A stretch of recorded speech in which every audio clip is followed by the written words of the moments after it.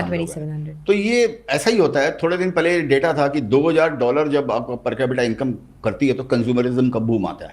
अभी शायद इन्फ्लेशन जुड़ गया समझिए, तो अभी 3200 के ऊपर 3000 के ऊपर अगर क्रॉस करता है तो कंज्यूमरिज्म का वो बूम आता है, वो जोर से इकोनॉमी बूम करती है वो। तो वो इंडिया में भी वो होने वाला है, वो समझिए हो सकता है अगले साल ऐसा हो जाए। तो मेरे को लगता है सेक्टर तो सारे अच्छे करने वाले हैं।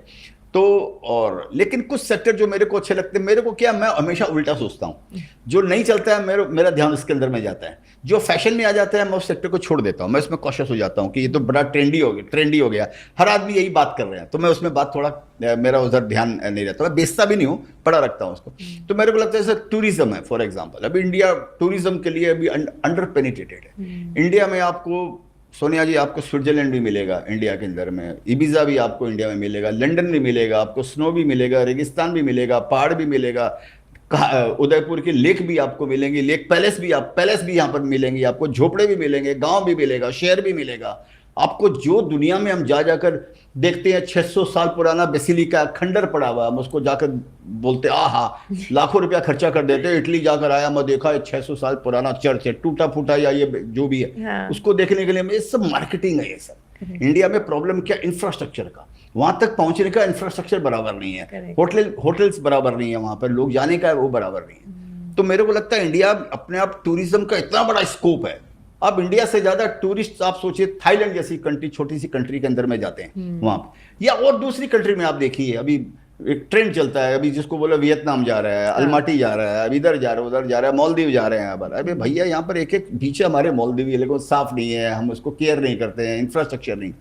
तो मेरे को लग रहा है कि गवर्नमेंट का फोकस अभी जैसे हो रहा है डोमेस्टिक टूरिज्म के ऊपर में, चाहे वो रिलीजियस के कारण हो, महाकुंभ को देखिए 40 करोड़ आदमी जाएंगे। मैं कहीं पढ़ा, बोलता है कि एक आदमी ने भीख मांगने का धंधा किया, बोलता है मैं 45 करोड़ रुपया भीख मांग के कमा लूंगा। तो बताइए लोग क्या क्या आइडिया निकालते हैं। तो मतलब एक तो मेरे को लग रहा है ये सारी चीजें जो है वो अच्छी करनी चाहिए। टूरिज्म तो इसमें जैसे टूरिज्म अच्छा करना चाहिए, इंफ्रास्ट्रक्चर तो of course you can not imagine A 35 trillion dollar economy without infrastructure. तो वो भी अच्छा लगता है। तो अगर आप ईवी अच्छा लगता है, जिसके लिए कल आप शूटिंग करके आए हैं। यस मैं वन बाय वन लेती हूँ। और अगर आप टूरिज्म की बात करें तो उसमें जो लिस्टेड कंपनीज हैं वो एक तो बड़ा इंडियन होटल्स हैं, फिर छोटे छोटे होटल्स भी हैं, एविएशन में एक बड़ा इंडिगो है, तो बहुत कम जैसे अपॉर्चुनिटीज़ हैं। तो आप का जो फ्रेमवर्क में आप देखते हैं तो आप स्मॉल कैप होटल्स ऐसे इन्वेस्ट करते हैं, या टूरिज्म में कौन से सेक्टर्स, कौन से स्टॉक्स में आप देखते हैं? तो मेरे पास टूरिज्म के अंदर में होटल वगैरह सब महंगे हैं। हाँ। और नीचे से सारे बढ़ चुके हैं। तो मैं ट्राई ये करता हूं कि मैं सीड स्टेज पे की कंपनी में इन्वेस्ट करने की ट्राई करता हूं। जब ऑलरेडी वो 5 गुना 10 गुना हो जाता है तो मैं उसमें इन्वेस्ट करने का मैं उसमें फिर कर नहीं पाता हूं। अच्छा। तो मैंने जब टूरिज्म में जैसे महिंद्रा हॉलीडेज में मैंने इन्वेस्टमेंट किया हुआ, मेरे को कोई ज़्यादा रिटर्न नहीं दिया अभी तक वो, लेकिन मेरे को लग रहा है कि ठीक है उसका भी टाइम आएगा। ये कोई रिकमेंडेशन नहीं है, मेरा खाली इन्वेस्टमेंट और 4 साल से इन्वेस्टमेंट है। और शेयर्स महंगा है, अगर बैलेंस शीट देखेंगे तो स्टॉक्स महंगा है, ये भी आप समझ के चलिए। तो मेरे को इसके अंदर में मेरे को एक थीम अच्छी लगती है। मेरे नॉलेज में कोई शेयर्स नहीं है। ऑफ कोर्स इंडिगो में मैंने इन्वेस्ट किया हुआ है, इंडिगो एयरलाइंस के अंदर में। मेरे को एयरलाइंस में बड़ा बूम लगता है, वो प्रॉक्सी है टूरिज्म का। टूरिज्म बढ़ेगा तो एयरलाइंस बढ़ेगा। तो अगर होटल नहीं है तो चलिए ढाबा ही सही है, 5 स्टार होटल नहीं है तो बहुत सारे प्रॉक्सीज है, आईआरसीटीसी भी है, बहुत सारे प्रॉक्सीज है। तो ये सेक्टर बूम करेगा तो सभी चीजें आस्ते आस्ते। बट आपको क्या लगता है महिंद्रा हॉलीडेज जिसमें आपका इन्वेस्टमेंट है, 4 साल से कुछ नहीं हुआ, मैं भी ट्रैक करती हूँ वो स्टॉक, मुझे आज तक पता नहीं कि वो चला क्यों नहीं। या तो वो कॉन्सेप्ट नहीं चलता है, because tourism is growing but maybe as a concept that doesn't work. नहीं, कॉन्सेप्ट भी हो सकता है। मेरे को मैनेजमेंट भी थोड़ा वीक लगता है इसका। ये अभी मैनेजमेंट भी चेंज हो गया है अभी इसके अंदर में। मैंने क्या मालूम, अब देखिए सब चीज़ सेट है इसको। एक तो इसमें प्रॉब्लम क्या है कि इसके फिनलैंड में जो बाद में जो सब्सिडरी है उसके अंदर में 35-40 कुछ रिजॉर्ट्स उसके अंदर में वो नुकसान कर रही है। वो इंडिया में पैसा कमाते हैं और वहाँ पर वो पैसा उनका वहाँ पर पैसा बनता नहीं। तो जब तक वो इस कंपनी में वो साथ में रहेंगे ना वो, तब तक इसका ये बैलेंस शीट आपको समझ में नहीं आएगी उसको। स्टैंड अलोन के अंदर में अगर देखा जाए तो इसको ये माने, मेरे को ये स्टोरी कब चलेगी मालूम नहीं, चलेगी नहीं चलेगी ये भी मेरे को नहीं मालूम है। मैं रखूंगा या कल बेच दूंगा ये भी मेरे को नहीं मालूम है। लेकिन आप खुद सोचिए, इतनी बड़ी कंट्री के अंदर में कुछ 3 लाख मेंबर्स है खाली इसको, 3 सवा 3 लाख मेंबर। इतनी बड़ी कंट्री में 15 करोड़ मिडिल क्लास, कोई बोलते हैं 42 करोड़ है, 10 करोड़ 15 करोड़ हाउस होल्ड है, ये है, उसमें 3 लाख मेंबर है। तो कहीं ना कहीं जो मैनेजमेंट है वही कहीं ढीला डाला है, उसी को कुछ अग्रेसिव, उसमें अग्रेशन नहीं है उसका, जो कोई वो चला रहे हैं। तो जब वो होएगा तो ये कि मैं स्टोरी में विश्वास कर रहा कि महिंद्रा का मैनेजमेंट है, तो जरूर इसमें कुछ चलना चाहिए। तो भी जब उसका टाइम आएगा, जब आएगा तब आएगा उसमें। ओके तो दूसरा थीम आपने बोला ईवी, उसमें बहुत कुछ हो रहा है अभी, whether it's renewable energy, whether it's EV for EV automotives जो आपने कहा, बट पर्टिकुलरली जो ईवी थीम है उसमें आप OEMs में प्रेफर करते हैं, ऑटो एंसिलरीज में प्रेफर करते हैं, कुछ उसके बारे में बोल सकते हैं? हाँ, तो अगेन हम खाली स्टॉक डिस्कस कर रहे हैं, कोई शेयर रिकमेंडेशन नहीं है। तो जैसे अतुल ऑटो में मेरा इन्वेस्टमेंट है, वो सबको मालूम है अतुल ऑटो, तो वो ईवी कंपनी है, वो ईवी 3 व्हीलर बनाती है। और तो इस बोलकर मेरे को क्या लगता है, अब जैसे प्रिसिशन कैमशाफ्ट है, ये भी अगेन रिकमेंडेशन नहीं है, हम खाली एक एग्जांपल के लिए, हम रेफरेंस के लिए डिस्कस कर रहे हैं। ये एंसिलरीज बनाती है, करेक्ट, तो ये कैमशाफ्ट जैसे बनाती है। तो इन दोनों कंपनियों के अंदर में क्या, इसमें यूनिकनेस क्या है इसका, जो मेरे को समझ में आता है, again I may go wrong also, इसमें यूनिकनेस ये लगती है कि ये कंपनी कन्वेंशनल जो इनके प्रोडक्ट है उससे ये कंपनी पैसा कमा रही है, और कन्वेंशनल प्रोडक्ट से जो पैसा कमा रही है उसको एक फ्यूचरिस्टिक टेक्नोलॉजी में इन्वेस्ट कर रही है। जैसे अतुल ऑटो है, वो आईसी इंजन से पैसा कमा रहा है और पैसा कमाकर इलेक्ट्रिक के अंदर में लगा रहा है, इलेक्ट्रिक 3 व्हीलर को डेवलप कर रहा है, उसका प्रोडक्ट डेवलप हो गया, अब उसको वो एक्सपेंड कर रहा है उसको। सेम ये प्रिसिशन कैमशाफ्ट एक कंपनी है, वो भी यही काम कर रही है, वो कैमशाफ्ट बनाती है जो आईसी इंजन के अंदर में लगता है। आईसी इंजन 10-15 साल कहीं नहीं जाने वाला है, डीजल हो सकता है 2-3 साल में खत्म हो जाए, पेट्रोल 10-15 साल खत्म नहीं होने वाला।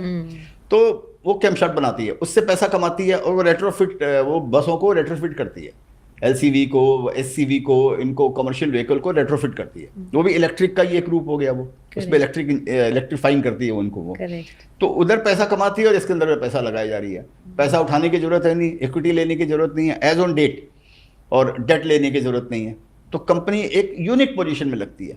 जब दोनों वर्टिकल कमाने लग जाएंगे, जब वो ये वाला वर्टिकल जब कमाने लग जाएगा जो आज खो रहा है, या समझिए इसको सपोर्ट की जरूरत है, कल वो इंडिपेंडेंट हो जाएगा तो दोनों वर्टिकल कमाएंगे।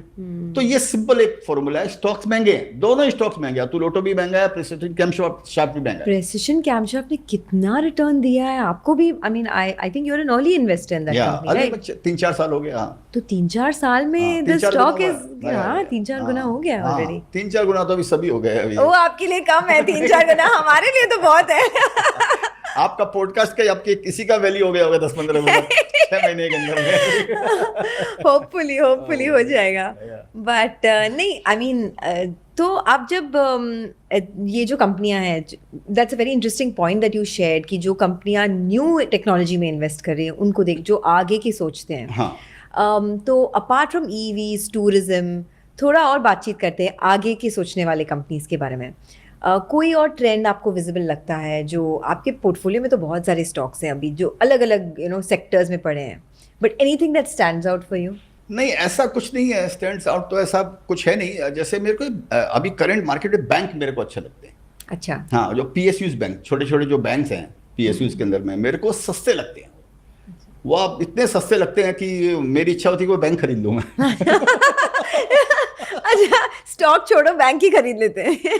अभी यही करने का मेरे को, अभी स्टॉक लेने का मन नहीं होता मेरे को अभी। अच्छा। कोई कंपनी लेने का मन होता है कि अपनी कंपनी। अभी तक मैं इन्वेस्टर, एज ए इन्वेस्टर इस साइड में बैठा हूँ। अभी लगता है कि कोई कंपनी ले और मैं दूसरी साइड में बैठूं। तो आपकी जो रिस्क एपेटाइट की जो ये क्वालिटी है, ये आपने कल्टिवेट किया या पहले से ही आप बहुत ही रिस्की हैं? नहीं, देखिए, रिस्क मेरे को ऐसे लगता है कि रिस्क जो होता है ना, वो गॉड गिवन होता है आपको। आप किसी को, माने आप उसको रिफाइन कर सकते हो आप उसको, लेकिन जैसे एक जगह मैंने पढ़ा था सोनिया जी, कि जैसे वो you cannot run 100 meters in 8.93 seconds, या जो भी उसेन बोल्ट का जो भी रिकॉर्ड है, you cannot run 100 meters in 8 seconds by coaching. वो कोचिंग से नहीं होता है, आपको सिखा नहीं सकता कि तेरे को 8.53 सेकेंड्स में तेरे को 100 मीटर जाना है। वो कोचिंग उसके लिए नहीं है, ट्रेनिंग है उसके लिए, लेकिन ये अंदर का DNA होना चाहिए। आप देखिए वो मैराथन है, वो कल हो रहा था, एक कीनियन है, वो आता है हर समय वही ऐसे वही जीतता है। क्या दुनिया के अंदर में वही जीतता है, ऐसा क्या बात है भाई? क्यों? उससे भी बड़े ताकत वाले होंगे, उससे भी कई लोग नहीं उनके डीएनए के अंदर में। तो ये आप प्रकृति को अगर आप देखेंगे ना, तो हर आदमी को कुछ न किसी तरीके से भगवान ने किसी न किसी कुछ प्रतिभा दी है, कुछ गुण दी है, कुछ अवगुण दिए, जो भी दिया होगा। तो मेरे को लगता है रिस्क टेकिंग जो है ना, ये आपके शायद डीएनए के अंदर में आता है। तो मैं एक एग्जांपल देता हूँ कि जैसे जैसे आपने बताया मैं 14 ईयर्स का था, तो मैं मेरे दादा के साथ, पिताजी तो दादाजी के साथ में मैं मॉक ट्रेडिंग करता था, मॉक ट्रेडिंग। अच्छा। तो मैं गद्दा पीट पीट का बोलता था कि चलो 100 शेयर्स लिया, वो मेरा दादा बोलता था दिया, फिर मैं बोलता 500 लिया, बोलता दिया, फिर मैं बोलता 5000 लिया, फिर मैं बोलता था 50,000 लिया, फिर मैं बोलता था 1 लाख लिया। तो मेरा दादा बोलता तू पागल है, तू छोटी मोटी बातें नहीं करता है, 100-200 की बातें, 100-200 से सीधा 1 लाख 2 लाख 5 लाख पे पहुंच। तो मेरे को उसमें थ्रिल लगती थी। अच्छा। थ्रिल मेरे को उसमें लगता था यही जीवन है क्या, 100-200 500 ये सब। तो ये उस समय तो मैं समझता नहीं था कि इस रिस्क में मैं मर भी सकता था ना, और मरा भी कई बार, ऐसा तो है नहीं। लेकिन वो रिस्क नहीं छोड़ा, मेरे को काम वही करने का है, थ्रिलिंग का। जिस काम में थ्रिल नहीं हो, मेरे को वो काम करने का ही नहीं है। बट जब भी बेयर मार्केट होता है और आपके जो स्टॉक्स हैं वो 30-40-50% करेक्ट करते हैं, तो आप वो कैसे, मतलब वो इमोशंस को आप कैसे संभालते हैं? Because it's all about emotions at the end of the stock market, right? Grid and fear. मेरे साथ होता है, मैं कुछ कंपनी में भी थोड़ा बहुत मेरा डायरेक्ट पोर्टफोलियो है, मैं बहुत कंपनीज में इन्वेस्ट करती हूँ, लेकिन जब भी वो उनकी शेयर प्राइसेस 20-30% गिरते हैं तो मुझे बहुत हर्ट होता है कि मेरा डिसीजन क्या गलत था, should I have maybe waited for investing, should I have, because very hard to catch the bottom, right? मैं आपको एक बात पूछता हूँ, समझिए मुंबई में हम बैठे हैं, आपकी ट्रेन चर्चगेट से बोरीवली आ रही है, समझिए 45 मिनट लगने वाले हैं फॉर सपोज। वो बॉम्बे सेंट्रल जाके लेट हो जाती है, तो आप ट्रेन से उतर जाओगे? नहीं उतरोगे। नहीं। अगर ट्रेन जल्दी पहुंच जाती है 5 मिनट, तो आप ट्रेन से उतर जाओगे? नहीं उतरोगे। नहीं। क्यों नहीं उतरोगे? क्योंकि आपको जाना बोरीवली है। हाँ। तो आपकी नज़र आपके डेस्टिनेशन पे है। बीच में ट्रेन लेट हो रही है या फास्ट हो रही है या स्लो हो रही है, या ट्रेन खराब हो गई है या आपकी गाड़ी खराब हो गई है, आप छोड़कर तो नहीं उतर जाओगे ना। तो डिपेंड करता है आपका डेस्टिनेशन क्या है आपका। तो मेरा डेस्टिनेशन जो है, जैसे मैंने आपको बताया, मेरा डेस्टिनेशन कंपनी की स्टोरी है, कि जब तक उसकी स्टोरी इंटैक्ट है मैं कंपनी के साथ में। जो सेरा का एग्जांपल दिया मैंने आपको, 75% घटा वो। अच्छा। अपने पीक से 50-60% तो 10 बार घटा होगा अपने पीक से। बड़ा आप निकले नहीं निकल, बीच बीच में थोड़ा थोड़ा जो बेचता था वो घटने के कारण नहीं, क्योंकि मेरे को प्रॉफिट बुक करने का था। वो अलग बात है, लेकिन मीनिंगफुल स्टेक में उसके अंदर मैं रखता हूँ, मेरे को उसका फर्क नहीं पड़ता, थोड़ा थोड़ा मैं बेच देता हूँ। वो बेचने के कारण शायद हो सकता है जो उसको मैं होल्ड करता हूँ। ये भी सबका अपना अपना अलग अलग स्टाइल है, कि अभी मैं थोड़ा बेच दिया तो मेरे को लग रहा है अभी, और दूसरा मैं क्या करूंगा, वो पैसा मेरे को, जब मैं पैसा बैंक पे रखता हूँ ना, लिक्विड रखता हूँ, तो मेरे को नींद नहीं आती। सच्ची बोलता हूँ, मेरे को लग रहा है कि देखिए मैं रिकॉर्ड तभी बना सकता हूँ जब मैं क्रीज पे खेलता रहूंगा। मेरे मन में क्या आता है कि गिर गया, अभी मैं निकल गया, तो इसका मतलब मैं गेम से आउट हो गया, पेविलियन जाकर बैठ गया। गेम से आउट होऊंगा तो मैंने तो अपॉर्चुनिटी भी खो दी रन बनाने की, आउट ही होऊंगा ना, अभी भी आउट ही हो गया ना भाई। हाँ। तो पेविलियन में आके बैठ गया तो आउट ही हो गया। हाँ। तो इसको खेलते खेलते आउट होने का मेरे को। तो मेरा जो नजर जो है ना, वो मेरा, मैं मैराथन दौड़ रहा हूं, वो आपको बताया, तो इस बॉल का बीच का मेरे को फर्क नहीं पड़ता। और ये मैंने देख लिया, ये 50 बार देखा है कि 10 रुपया का शेयर 500, 500 का शेयर 50, 50 का शेयर 5000। ये पूरी जिंदगी देखा है, खुद भी देखा है, लोगों को भी पढ़ा है, उनका भी डेटा आता है। हम सीखते क्या है, तो वो मैं नहीं सोचता हूं, क्योंकि मेरे को उसी में रिकॉर्ड बनाने का है। ओलंपिक आया एक बार में, मेरे को उसी में टिका रहने का, मेरे को उसमें रिकॉर्ड बनाने का भाई। अगर मैं छोड़ के चला गया तो मेरा भविष्य खत्म हो गया वहां। दूसरी स्टोरी भी अगर मैं ढूंढूंगा भी, हाँ, अनटिल अनलेस स्टोरी में कोई प्रॉब्लम आ गई, जो मैं हमेशा बोल रहा हूँ कि स्टोरी इज इंपॉर्टेंट। अगर मैं दूसरा शेयर्स बेच के लूंगा तो वो भी तो मेरे को उसी हिसाब से महंगा मिलेगा, उसमें मेरे को फिर दिमाग लगाना पड़ेगा मेरे को। मैं इतना काम क्यों करूं मेरे को? तो मेरे को उससे फर्क नहीं पड़ता। मार्केट गिरता है, मेरे शेयर्स गिरते हैं, मेरे को उसमें फर्क नहीं पड़ता है। मार्केट मजबूत रहता है, मेरे शेयर्स नहीं चलते हैं या गिरते हैं, तो मैं उस पर ध्यान देता हूं। अच्छा, इसमें क्या प्रॉब्लम? तो जो बुल मार्केट में अगर आपके पोर्टफोलियो में अंडर परफॉर्मर्स है तो फिर आप निकल जाते हैं? मैं निकलता नहीं हूँ, उस पर ध्यान देना शुरू करता हूँ, लेकिन हाँ। मेरे को उत्तर नहीं समझ में अगर आता है उसका, क्योंकि मेरे को कंपनी का नंबर्स तो नहीं मालूम आगे क्या होने वाला। मैं मैनेजमेंट से बात नहीं करता हूँ ज्यादातर, मैनेजमेंट से बात करके पैसा खोता हूँ मैं। मैनेजमेंट को खुद को नहीं मालूम वो क्या बनने वाला है। तो फिर आपको कैसे पता चलता है कि जो कन्विक्शन आपका है वो स्ट्रांग कैसे होता है कि चलो मैनेजमेंट अच्छा कर इंडिया रहा है? मार्केट देख के कि इंडिया में उसके प्रोडक्ट की डिमांड है कि नहीं है। ओके। कंपनी वाला 6 महीना नहीं भी परफॉर्म करेगा तो उसके ईवी की डिमांड होगी या नहीं होगी। आपने कल खुद ही आपने बोला जाकर एक्सपो के अंदर में कि ईवी का ये वो एक बात एक एग्जांपल दे रहे हैं। करेक्ट। तो ईवी के बारे में तो कहीं दो मत है नहीं। ईवी तो कहीं साफ होने वाला है नहीं, बराबर है। ये तो रहने वाला है, ये तो आगे आगे रिप्लेस करने वाला है, चाहे इसको 15 साल लगेगा उसको। तो उसमें अगर कोई कंपनी 6 महीना परफॉर्म नहीं की, 1 साल परफॉर्म नहीं की तो नहीं की। अब उसमें मैं क्या करूंगा? मेरे कुछ शेयर्स ऐसे हैं जो 4 साल परफॉर्म नहीं किए। कोविड के बाद में, जो कोविड के पहले जो टॉप बनाए उसके बाद में 4 साल में उन्होंने परफॉर्म ही नहीं किए। 2-3 शेयर्स मेरे पास में ऐसे हैं, रेप्रो इंडिया, वेवो ग्लोबल और एक कंपनी ऐसी होगी जो परफॉर्म नहीं किया। अभी मैं क्या कर सकता हूं? उसको नहीं किया तो नहीं किया। दूसरे परफॉर्म के लिए तो मन में थोड़ा शांति है कि चलो ठीक है मैं गेम में टिका हुआ हूं। पर उसमें अपॉर्चुनिटी कॉस्ट भी है ना। लेकिन इतना राइट आप कैसे हो जाओगे? हाँ। आप इसको दूसरी तरीके से समझो मेरा दूसरा शेयर परफॉर्म किया, तेजस नेटवर्क फॉर एग्जांपल, 40 गुना हो गया नीचे से, 30 गुना 40 गुना हो गया सपोज कोविड के बाद में। अगर मैं तेजस नेटवर्क की बजाय समझिए रेप्रो इंडिया ही ज्यादा ले लेता और तेजस नेटवर्क उतना नहीं लेता जितना मैंने लिया, तो आज किधर खड़ा रहता? तो जिंदगी में हर चीजों के उत्तर नहीं मिलते और सारा काम आप ही कर लोगे तो फिर ईश्वर क्या करेगा? फिर आपका तकदीर क्या करेगा? भगवान क्या करेगा काम? तो ये बिजनेस है। पर आप जैसे अंडर परफॉर्मेंस की बात करते हो, अभी हाल ही में क्योंकि अभी न्यूज़ में है कोटक महिंद्रा बैंक को आप देख लीजिए, 4 साल से 5 साल से स्टॉक ने कुछ भी नहीं किया।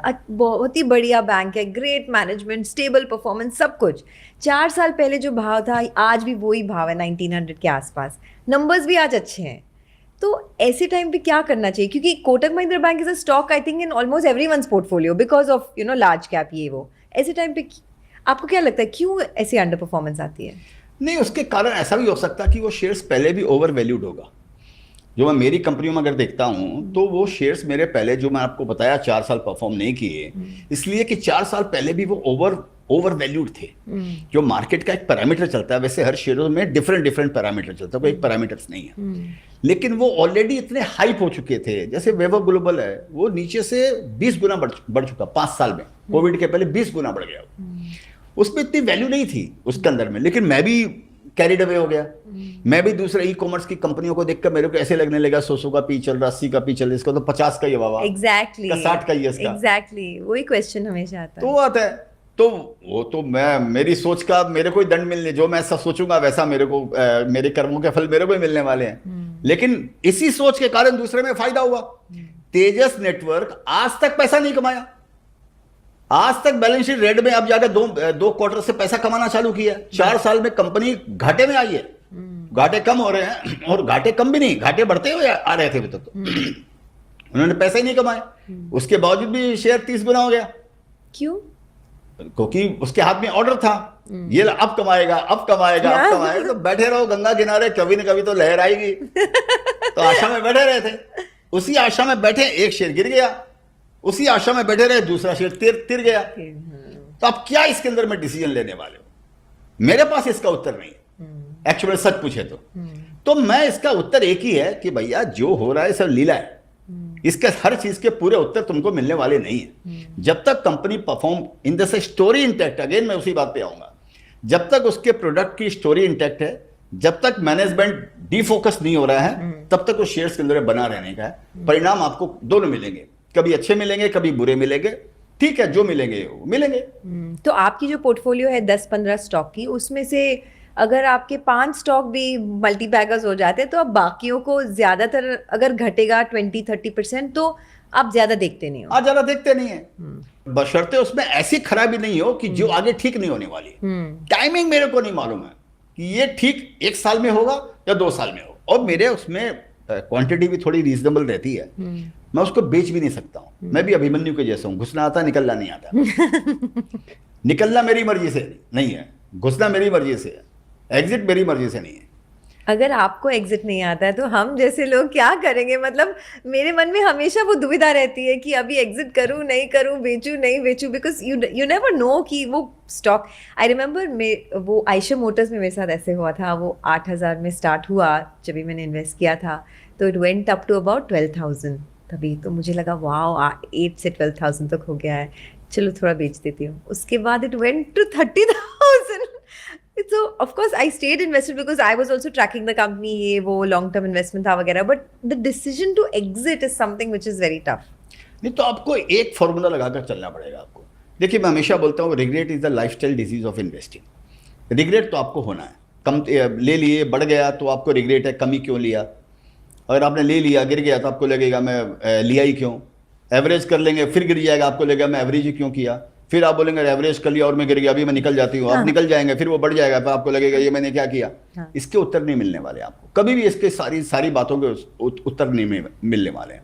जिनका उत्तर नहीं मिलने वाला है उनको आपको छोड़ देना चाहिए. और मेरे को लग रहा है एक ही फॉर्मूला इन्वेस्टर्स को याद रखना कि story, chase the story behind the stock. बाकी छोड़ दो, बाकी मार्केट के मैकेनिज्म पे.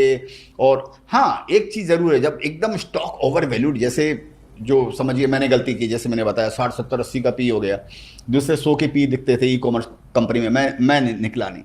तो आप सीखते रहते हो ना, पूरी जिंदगी हम यही करते हैं ना कि जो कर रहे हैं उसी से हम सीखते हैं कि भाई नेक्स्ट टाइम ऐसा मैं शायद नहीं करूंगा. लेकिन फिर आप कैरिड अवे हो जाते हो क्योंकि मार्केट है, ये आपको ऐसा भ्रमित करता है कि आप इससे निकलना मुश्किल आपके लिए, तो छोड़ देने का क्या करोगे आप उसको. लेकिन फॉर्मूला एक ही लगाना चाहिए, मेरे को लगता है प्रिंसिपल जो है ना वो एक ही होना चाहिए. हाँ मैं इसके लॉन्ग टर्म के लिए ले आऊं, मेरे को 10 साल की विजिबिलिटी लगती है, मैं इसमें से निकलूंगा नहीं. Okay. अगर समझ में आपको आता है 10% बेच दिया आपको, ठीक है, 25% बेच दिया तो आपको मेंटली आपको सुकून मिलेगा. मेंटली क्या भाई ठीक है मेरी कॉस्ट नीचे आ गई. मेन थिंग आपकी कॉस्ट है, आपकी कौन से भाव में लिया हुआ, ये आपका इंपॉर्टेंट होता है. बाकी पेपर प्रॉफिट पेपर लॉस ये तो चलता रहेगा. अगर आप बेच भी देते, बेच के दूसरा शेयर्स ले लेते, वो भी तो गिर जाता ना. Exactly. तो better to have conviction in one stock than buying multiple stocks. बस रोज रोज नई नई स्टोरी ढूंढने का क्या करने का बाबा. एक स्टोरी ढूंढा उसके साथ में पड़े रहो उसके अंदर. ये बेच कर वो ले लूंगा, वो बेच कर ये ले लूंगा. वो फुटबोर्ड पर खड़े होकर ट्रेन में सफर करने का क्या, हर स्टेशन पर उतर गए, हर स्टेशन पर क्या करने का उसको. इतना वो नहीं हो सकते हो एक्यूरेट. तो विजय जी, आपके जो यंग इन्वेस्टर्स हैं, यंग फॉलोअर्स हैं, वो जानना चाहेंगे कि जब भी कोई स्टॉक हम पिक करते हैं तो वो जो स्किल सेट चाहिए वो क्या होता है. नहीं देखिए मैं पहले आपको बताता हूँ इन्वेस्टमेंट का जो पहले आपको ये समझना चाहिए कि इन्वेस्टमेंट के अंदर में हर आदमी का अपना अपना अलग अलग स्टाइल होता है. तो कोई ज़रूरी नहीं जो मैं बोल रहा हूँ या जो मेरी जो स्टाइल है या मेरा जो स्किल या जो भी आप उसको बोलिए वो आपके लिए भी काम करेगा, मेरे को मालूम नहीं. और दूसरा एक बात वो तो मैं कभी कोई इन्वेस्टिंग की किताब नहीं पढ़ा हूँ मैं कोई. तो इस बोल कर मेरे को नहीं मालूम है कि हो सकता इसीलिए कि किसी के लिए ठीक है, किसी के लिए गलत हो सकता है. तो जैसे मैं एक फॉर्मूला लगाता हूँ, मेरे को लगता है स्टॉक मार्केट में सक्सेस होने के लिए, स्टॉक पिकिंग के लिए या स्टॉक मार्केट में एज ए करियर, अगर वो ये यंग इन्वेस्टर्स और नए इन्वेस्टर्स आ रहे हैं उनके लिए सबसे इंपॉर्टेंट है. तो मैंने एक एक्रोनिम क्रिएट किया, उसको मैं बोलता हूँ फॉर्मल. Okay. तो फॉर्मल मैंने जैसे एफ का मतलब है फोकस्ड. तो यहाँ पर बिना फोकस के कोई काम नहीं है. और फोकस का मेरा बोलने का मतलब ऐसा है कि समझो आप कुछ भी दुनिया में काम कर रहे हो, घूम फिर के सेंटर ऑफ ग्रेविटी जो है ना, वो मेरा जो सेंटर ऑफ ग्रेविटी है वो इन्वेस्टिंग है.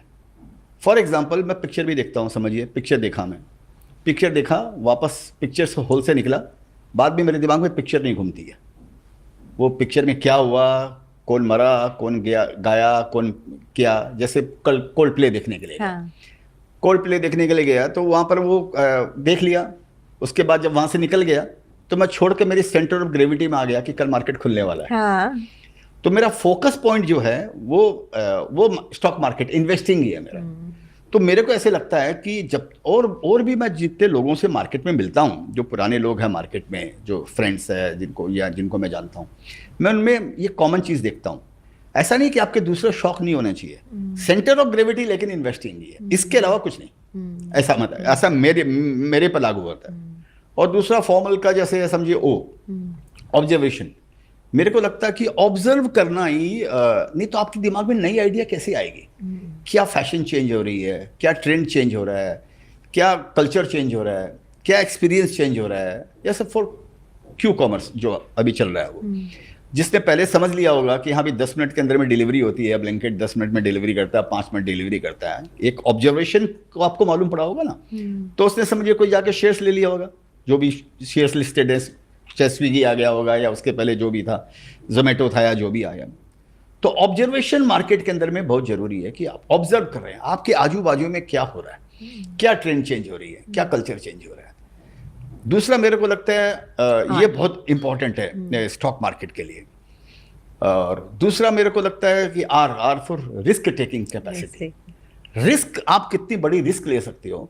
नहीं तो क्या है ना कि आप इतने बड़े मैच में खेल के चले जाओगे, इतने बड़ी इकोनॉमी जो हमारी आज 3.5-4 ट्रिलियन डॉलर की इकोनॉमी, 25-30 ट्रिलियन डॉलर इकोनॉमी हो गई, आप परसेंटेज में पैसा जोड़ते रह गए आप इसके अंदर में, वो कैसे होगा।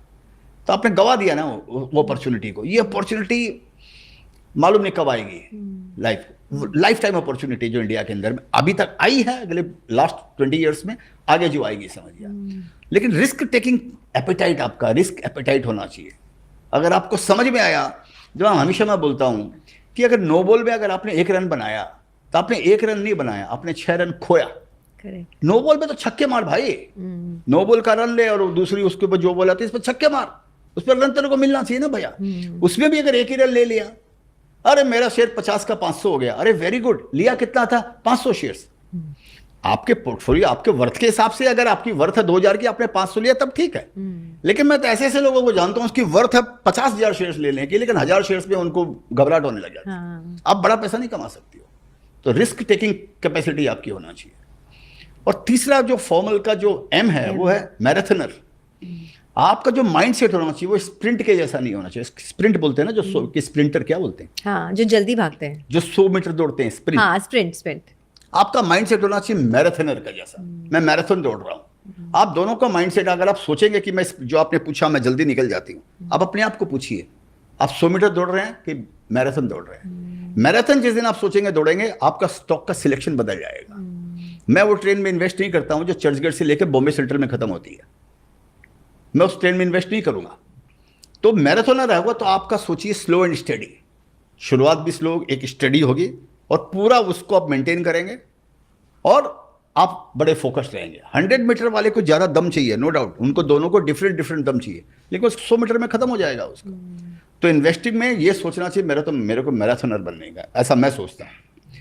और दूसरा हो गया ए फॉर एडेप्टेबिलिटी। मार्केट के साथ एडेप्टेबिलिटी, उसमें पेशेंस भी आपको इसमें आ जाता है। जैसा मार्केट चलाना या मार्केट आप जैसा सोच रहे हैं वैसा होना आपके वश में नहीं है, या मार्केट की अपनी चाल है। मार्केट के हिसाब से आपको अपने आप को एडजस्ट करने का, आपको मार्केट बूम अगर है तो एडजस्ट करने का है, खाली पड़ा हुआ है तो एडजस्ट करने का है, डूब गया तो एडजस्ट करने का है। ये मार्केट का फैशन है भैया, मार्केट का ट्रेंड है, इसमें मेरे को डिस्टर्ब नहीं होने का। मेरे को मार्केट के हिसाब से एडेप्टेबिलिटी आपको होना चाहिए।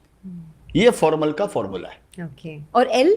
हाँ, तो मैं चाहता था कि आप मेरे को पूछें इसी बोल कर मैं एल में रुक गया आपको, तो ये आपकी स्मार्टनेस है ये आपकी। तो फॉर्मल का जो एल है वो लास्ट है। तो मेरा मतलब बी फोकस्ड और बी ऑब्जर्वेंट और risk taker, be a marathoner and be adaptable and be in love. अच्छा, मेरे को क्या लगता है कि सोनिया जी, अगर आप मार्केट को प्यार नहीं करेंगे, मेरे को लगता है पैशन से ऊपर भी प्यार होता है। पैशन तो सर्कमस्टांसेस पर डिपेंड करता है, सिचुएशन पर डिपेंड करता है। You have to be in love with the market. आप किसी का भी इंटरव्यू लीजिएगा, जो आपके यहाँ पर आए हैं और आगे आप आएंगे, आप देखिएगा कि वो क्या बोलना चाहते हैं। ऐसा मैं सोचता हूँ, अगेन मैं बोलता हूँ ये मेरा अपना पर्सनल, मैं गलत हो सकता हूँ। You have to be in love with the market. तुझ में रब दिखता है यारा, मैं क्या करूँ। मेरे को तो इसी में रब दिखाई देता है। मेरे को शेयर बाजार में मेरे सेंटर ऑफ ग्रेविटी शेयर बाजार ही है, इसके अलावा मेरी जिंदगी में कुछ नहीं। आप ये समझ लीजिए आप। तो अगर आप you are in love with the market, तो ये focused, observation, risk taking, alignment या एडजस्टमेंट, एडेप्टेबिलिटी, सब चीज इन लाइन हो जाती है। तो मेरे लिए अभी चलता है ना 60 घंटे का धंधा है, जो 90 मिनट का जो धंधा जो बात चलती है, मेरे लिए 168 घंटे का धंधा है वीकली। अच्छा। 24/7 मेरा यही काम है। अच्छा। इसका मतलब ये, अगेन मैं ये बोल रहा हूँ, इसका मतलब ये ना मैं दूसरे काम नहीं करता हूँ, मैं एंटरटेनमेंट भी करता हूँ, वापस आ जाता हूँ, अपनी धुरी पे आ गया, वापस आ गया। मेरा सेंटर ऑफ ग्रेविटी है वो। जब तक आप इसको लव नहीं करेंगे इस धंधे को, तब तक ये चीजें अलाइनमेंट नहीं होंगी। बट आपको क्या लगता है ये